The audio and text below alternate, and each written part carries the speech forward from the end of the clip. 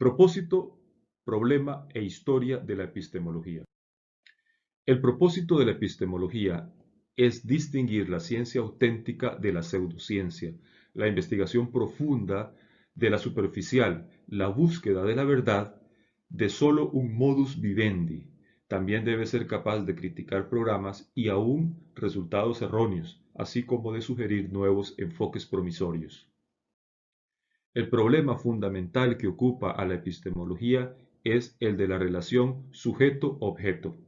En esta teoría se le llama sujeto al ser cognoscente y objeto a todo proceso o fenómeno o cosa sobre el cual el sujeto desarrolla su actividad cognitiva.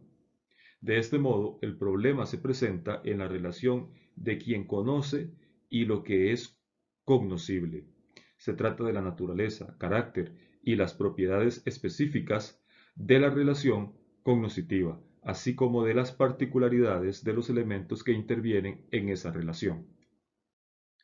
El pensamiento epistemológico surge, entre otras cosas, cuando la incoherencia entre el ser real del objeto y el saber subjetivo dado de ese objeto se convierte en objeto de la actividad intelectual.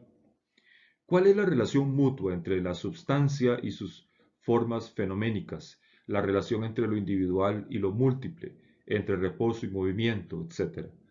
Esta fue la problemática planteada por la filosofía natural jónica y de Heráclito. Más tarde, en la escuela eleática, se enlaza el planteamiento cosmológico en forma consciente, a la sustancia le corresponde el saber verdadero y a sus formas fenoménicas externas le corresponde el simple opinar. El saber es falso, por lo tanto. Los sofistas fueron los primeros filósofos griegos que señalaron el papel de las diferencias individuales en el conocimiento de la realidad, el papel de las condiciones perceptuales, entre otras. Así afirmó Protágoras, el ser es para cada quien diferente. De ahí concluyeron que no puede haber ningún saber universalmente válido y consecuentemente tampoco un saber objetivo de la sustancia. Para ellos era válido que algo fuera como aparece, que el ser humano sea la medida de todas las cosas. Zenón de Lea planteó como un ejemplo de esto a la paradoja de la flecha. En el ejemplo del arquero que dispara su flecha a una persona, se dice en el análisis que hace el sofista que la flecha viaja a 1 metro y que la persona corre a medio metro por segundo. Cuando la flecha recorre en un segundo 1 metro, ya la persona avanzó medio metro. Cuando la flecha avanza medio metro, la persona avanzó 1/4 de metro. Cuando la flecha avanza 1/4 de metro, ya la persona avanzó 1/8 de metro. Por lo tanto, así indefinidamente hasta el infinito. Es decir, nunca la flecha alcanzaría a la persona. Este es el ejemplo que plantean los sofistas para demostrar cómo, desde el punto de vista de los sofismas, se puede alterar la percepción de la realidad y se puede llevar a engaño. Y básicamente era un ejemplo para demostrar que el razonamiento de las personas permite tener diferentes percepciones de la realidad y por lo tanto ninguna percepción de la realidad es absolutamente cierta. Para Platón, uno de los clásicos de la filosofía griega, cada saber real debe de tener un carácter universal, es decir, que el conocimiento sí es posible. Este conocimiento es persistente y objetivo y que, en consecuencia, no puede depender de las particularidades individuales y personales del sujeto cognoscente. En su filosofía se está reconociendo por primera vez claramente la necesidad de superar los momentos subjetivos del saber para poder reconstruir acertadamente el objeto de esta actividad cognoscitiva. Con esto se presentó la tarea de encontrar aquellas propiedades del objeto que se muestran perdurables en relaciones cognoscitivas distintas. En la filosofía antigua no se podía comprender que la actividad creativa del sujeto era indispensable para la construcción ideal del objeto. Se pensaba que el objeto verdadero solo puede ser dado al ser cognoscente. Todo aquello que es producto de su creatividad cognoscitiva subjetiva solo puede ser un simple opinar, una subjetividad y por lo tanto no es verdadero, no corresponde al ser. Sin embargo, la filosofía de los siglos 17 y 18 presenta un nuevo planteamiento del problema que se desarrolla en relación estrecha con las ciencias naturales.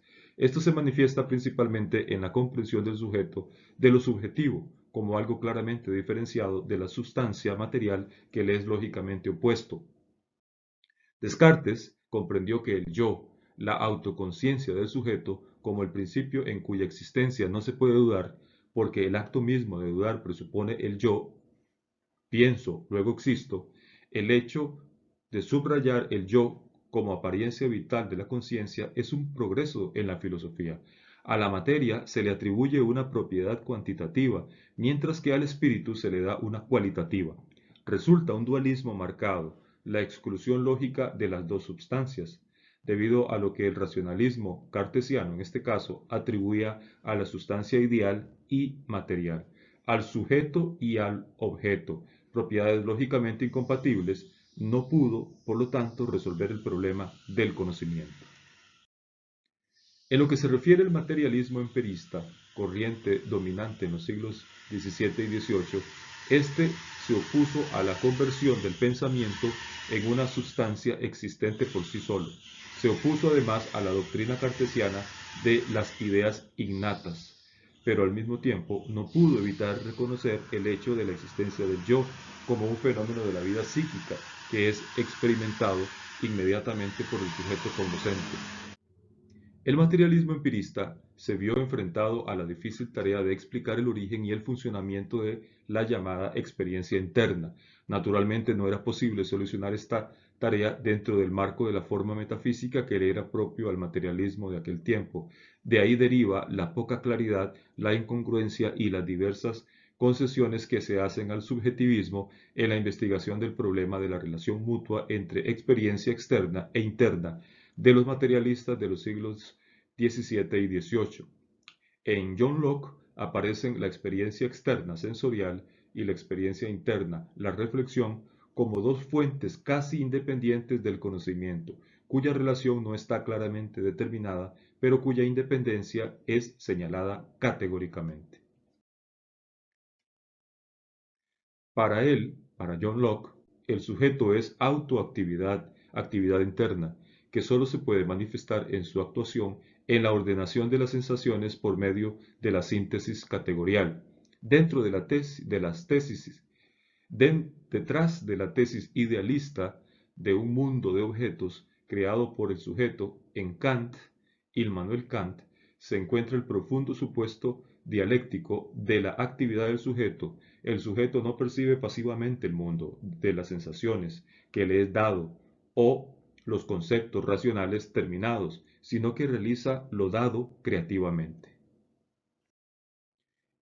Hegel superó plenamente aquellos elementos de enajenación en la comprensión del sujeto y el objeto, los cuales se conservan todavía en la filosofía de Immanuel Kant.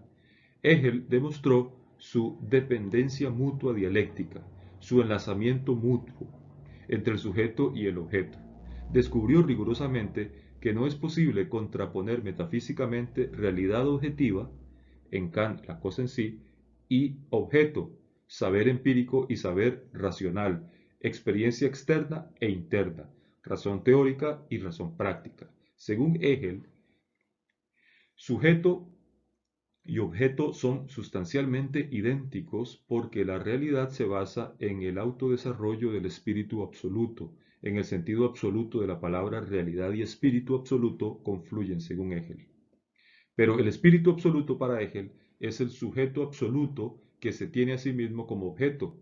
La fenomenología del espíritu de Hegel se dedica a la tentativa de comprobar esta tesis. Hegel desarrolla el punto de vista de Kant del sujeto como autoactividad, a la vez ya no entiende la autoactividad como acto estático que se realiza fuera del espacio y tiempo, sino como autodesarrollo del sujeto, el cual se manifiesta especialmente en el desarrollo de las formas de la actividad práctica y cognoscitiva de la sociedad humana. Las categorías aparecen como grados de conocimiento del mundo exterior y del espíritu absoluto por el ser humano social. Por primera vez se plantea el problema de sujeto-objeto históricamente en el nivel de un análisis del desarrollo de la relación entre conciencia y objeto. El sujeto solo existe en cuanto es un eterno devenir, un movimiento sin fin. El espíritu absoluto como sujeto-objeto absoluto no existe fuera del proceso de autodescubrimiento y autorrealización. No se puede entender el resultado sin el camino. El materialismo dialéctico afirma que la posición de que el saber no es una cosa independiente que se inmiscuye entre sujeto y objeto, sino un momento de la actividad del sujeto frente al objeto, una forma transformada. Carlos Marx, especifica el proceso cognoscitivo. El saber representa la actividad cognoscitiva potencial del sujeto.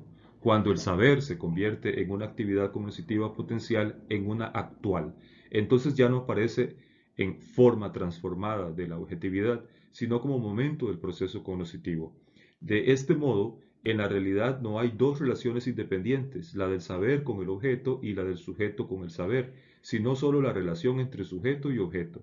El saber no es un mediador entre sujeto y objeto, sino una forma de la realización de la relación cognoscitiva.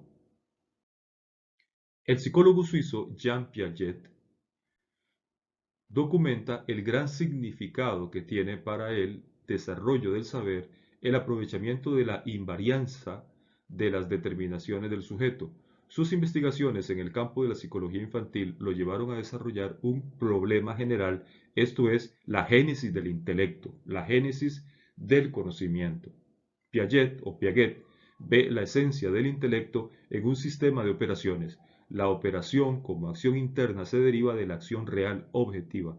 Una operación es la acción objetiva externa transformada y continuada internamente, interiorizada. La operación como acción interna se realiza mentalmente con el uso de imágenes, símbolos y señales que representan cosas reales. Mas, la operación no solamente se distingue de la acción objetiva real por su carácter interno y abreviado. No toda acción interna, interiorizada, es una operación.